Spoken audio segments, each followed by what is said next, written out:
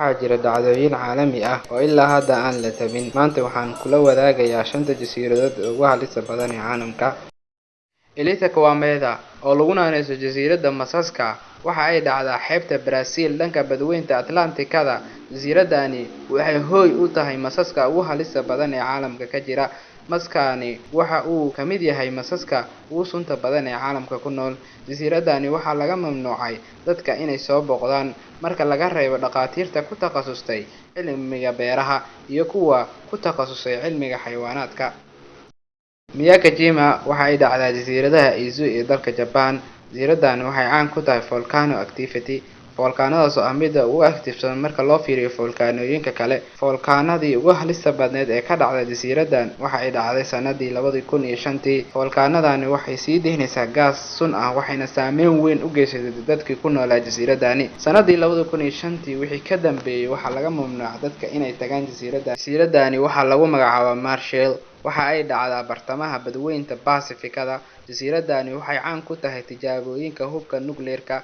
Jasiiradani waxaa lagu tijaabiyay in ka badan 20 tijaabood intii u dhaxaysay sanadihii 1946 ilaa 1958. Jasiiradani waxaa laga mamnuucay inay dadka galaan. Jasiiradani waxaa ka jira kaah aad u fara badan.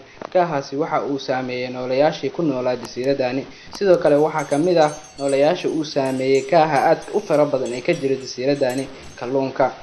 Jasiiradani waxaa lagu magacaabaa Rambia, waxay ka baxsan tahay xeebta Myanmar ee dalka Burma. Jasiiradani waxay caan ku tahay dhacdo naxdin leh oo dhacday intii lagu jiray dagaalkii labaad ee adduunka. Taariikhdu markii ay ku beegneyd 1945 kadib dagaalkii u dhaxeeyay ciidamada Ingiriiska iyo kuwa Japan.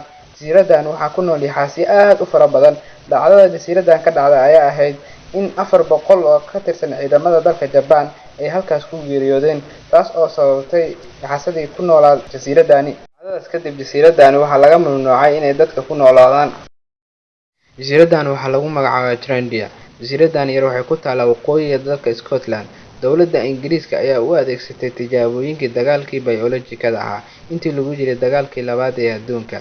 Jasiiraddan waxaa la sameeyay sanadii 1980 iyadoo lagu adeegsanayo 100 tan oo bakteeriyad ah. Tijaabadaas waxa ay sababtay inay baaba'aan xayawaanadii ku noolaa jasiiraddan.